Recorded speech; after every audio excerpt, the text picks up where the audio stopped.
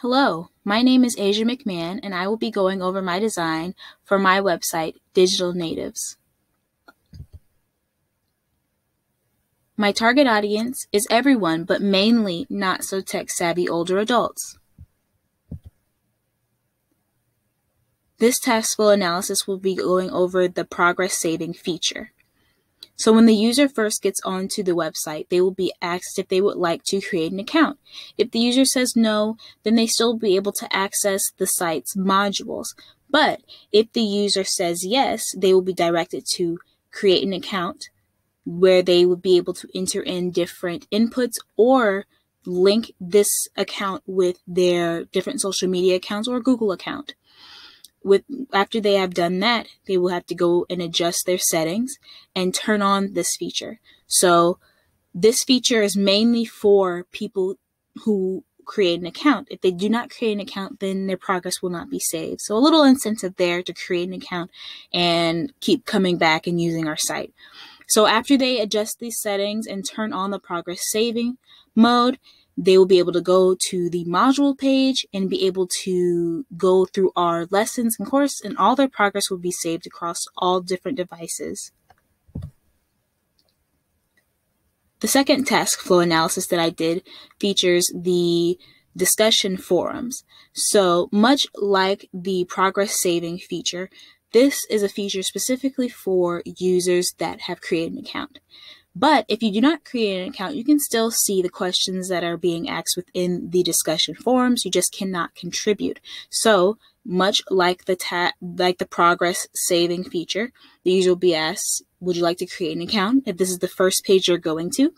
And if they say no, they can still look at the questions that are being asked on the forums. If they say yes, much like the progress saving feature again, they can enter in the information to create an account or link it to a social media or a Google account. From there, they will be able to ask questions, they'll be able to look at the different questions and also subscribe to the questions so they can get updates on certain questions and the questions that they have asked. So the first paper prototype is of the home screen. So as you can see, I have a few points that I would like to hit. So one, this is the home screen. This is the first thing that the users will see when they type in digitalnatives.com. The users will be able to navigate the site with the easy to use navigational bar. Is very concise. I did that on purpose because you don't want too many options to kind of lead our users down the wrong path. And this navigational bar is scrollable and will be able to go down with the users as they go through the home page. Number 3 is the search bar. I want it to be very obvious and very easy to locate for users. And right below it are the 3 different categories, 3 basic categories that some older adults might have trouble using, which is tablets, smartphones, and laptops. So if the users don't know specifically what they would like to search for, they can click on one of those categories and they can browse and see, oh, I would like to learn this about tablets, or I would like to learn this about smartphones, and so on. The second paper prototype is the modules page. So if the user doesn't know what they really want to learn, they will go to the modules page and they will be able to see that it's divided up by device. So as you see in this prototype, it's divided up by tablets, smartphones, laptops, and computers. And then it's also divided up by skill level. So right now we just see a bunch of beginners, but as the users continue on, they will be offered intermediate and then furthermore advanced.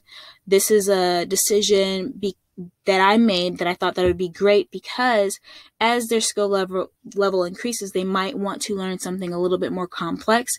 And so we want to be able to meet the needs of all users because not all users using the site will come in with the same skill level. So some users will already know how to do some of the basic beginner things. So they would like to start with intermediate and that'll be fine. So we would like to cover all different needs of our users. The third paper prototype that I have for you guys is a discussion board prototype.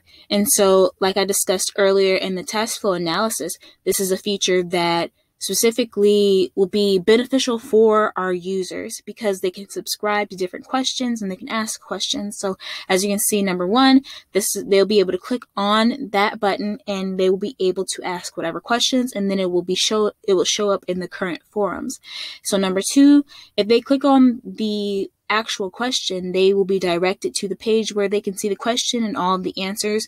As you can see on the right hand side, I have listed or would like to display how many people responded back to that said question. And then right next to it, you see the bookmark symbol where they will be able to bookmark and save and be able to get updates about certain questions, as well as subscribe to the questions that they have asked and get updates as well. So the justification of design. First, basic navigation bar. And I did that because, like I said before, I did not want to have users be confused and overwhelmed. And it doesn't contain any symbols, just words, because older adults find that to be easier. Instead of putting the symbols, they have to kind of learn what those symbols mean and then go from there. So we want it to be easy for them to use right off the bat.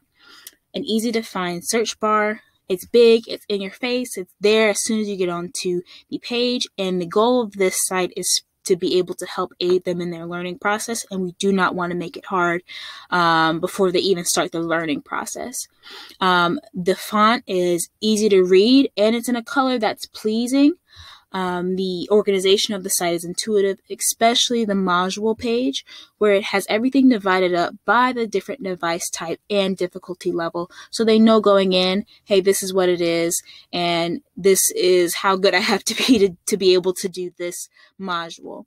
And then lastly, keep it simple. That was the goal of my whole design. I want it to be simple and easy for them to use and enjoyable. I didn't want to discourage anyone before they even start learning about different devices. What have I learned?